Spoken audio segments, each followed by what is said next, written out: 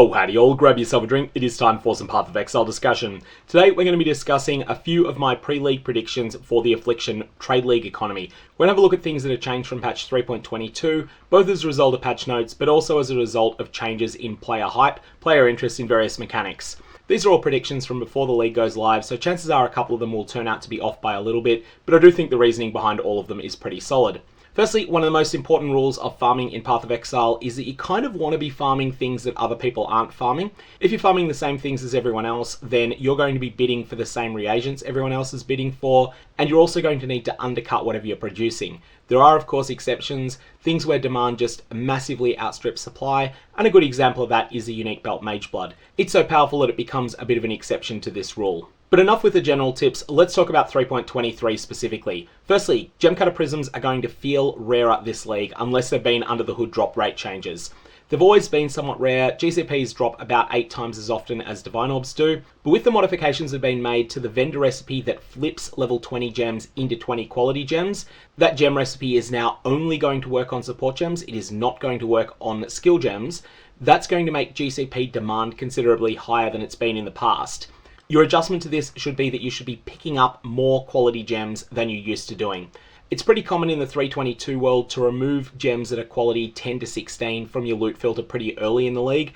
I don't think you want to do that this league, although we're going to have to see exactly how it plays out.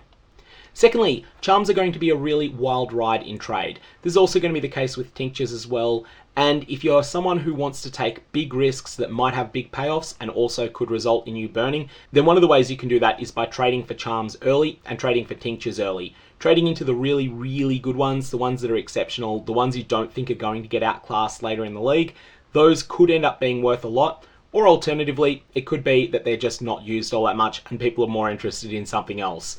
This could be a very wild ride. I advise you to probably stay off, but if you're less risk averse than I am, then by all means, jump on. Third, Heist has got some major changes to it, and everything about Heist is really up in the air at the moment. There's a number of new items being added to Heist. We have no idea how rare these are going to be. I personally expect the Simplex Amulet to be extremely rare, but I could very well be wrong there. But the most important thing with Heist is that the most central reward that's been there in the past has been removed, and that is the alternate quality gems. The spiritual successors to those rewards are going to be placed in the Labyrinth instead, and that's going to reduce the appeal of Heist to many of the people who have run it league in, league out.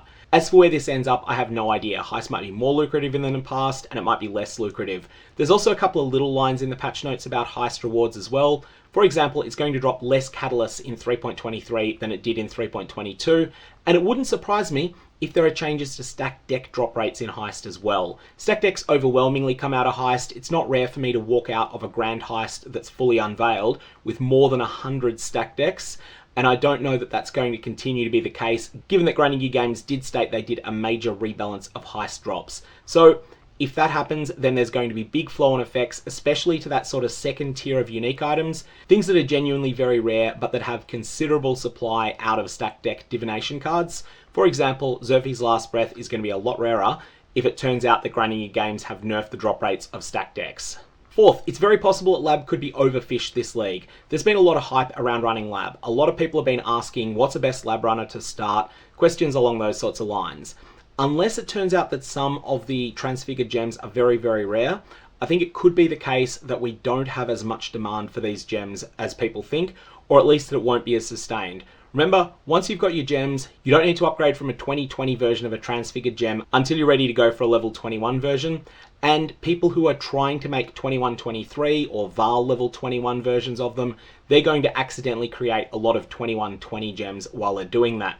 For that reason, I'm not that sure that Lab is going to be a great long-term strategy, but I'm very open to being proven wrong on this. In any case, if you are hyper-specializing in the Labyrinth, at least have a backup plan where there's some other content you can run. Fifth, I think catalysts are going to be rarer this league because they've had their drop rates reduced everywhere except Ultimatum, and they're going to be coming from Ultimatum, which is a rippy mechanic. It's not that dangerous on transmuted maps, but once you make those maps elked, and especially when they're elked and veiled and have 8 mods and have all sorts of other crazy stuff on them, then at that point, Ultimatum becomes very, very dangerous as a mechanic. Now, the fact that Grinding Games' press kit shows an 8th round reward being 2 Catalysts, this makes me think Catalyst rewards could be pretty stingy this league, and if Catalyst rewards are stingy, then that's going to mean more people farming Ultimatum to earn them, and also those people charging more for those Catalysts. One other consequence of this is that other things that Ultimatum drops, and here I'm particularly thinking of unique items, not really the headliner ones like Hateforge, but perhaps the second tier, things like Relic of the Pact, Mahoxidal's Machination and the like,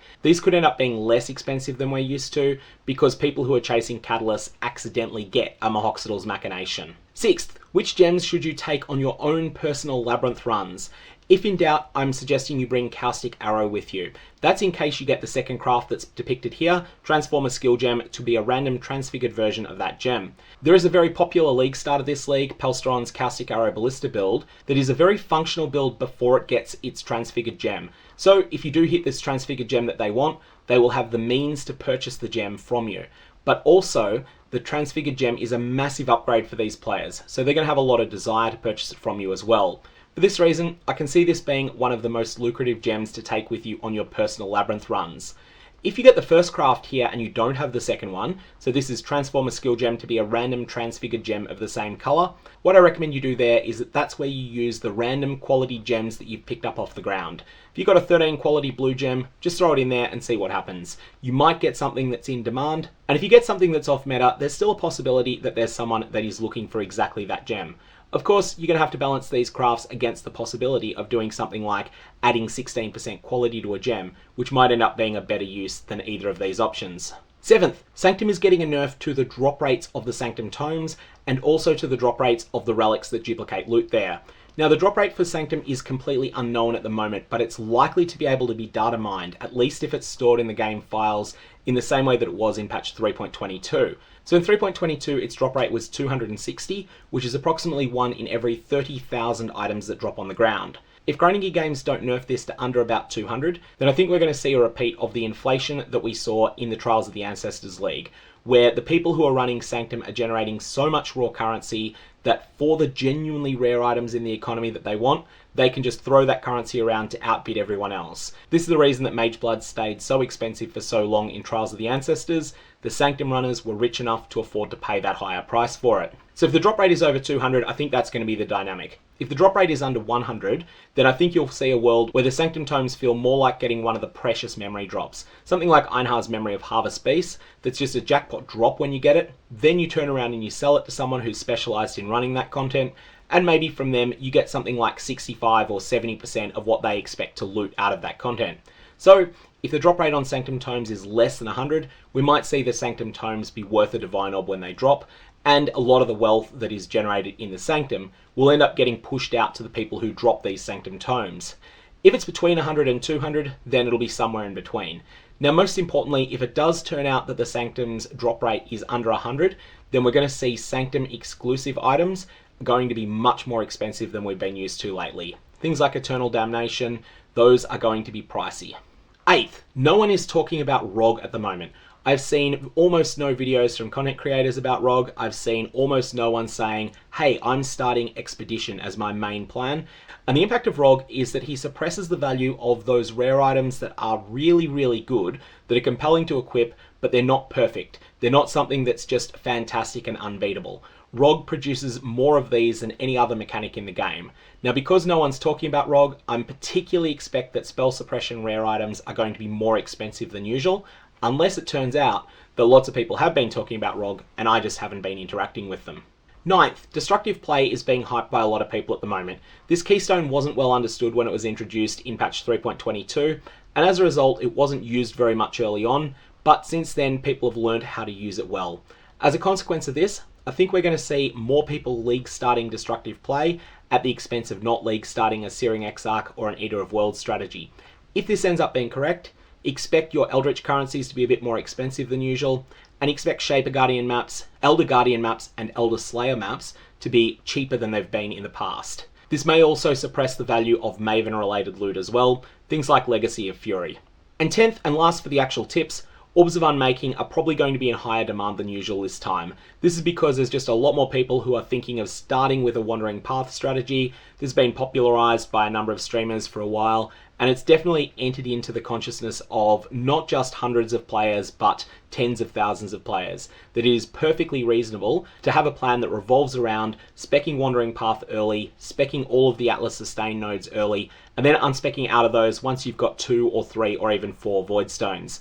For that reason, I'm expecting there to be a lot more demand for Orbs of Unmaking than usual, and this is going to have flow-on effects that increase the trade value of Orbs of Regret, Orbs of Scouring, and Orbs of Chance, because there's vendor options that can upgrade those all into Orbs of Unmaking. Finally, make sure that while you're paying attention to the Trade League economy and things like that, you don't over-optimize all of the fun out of the game.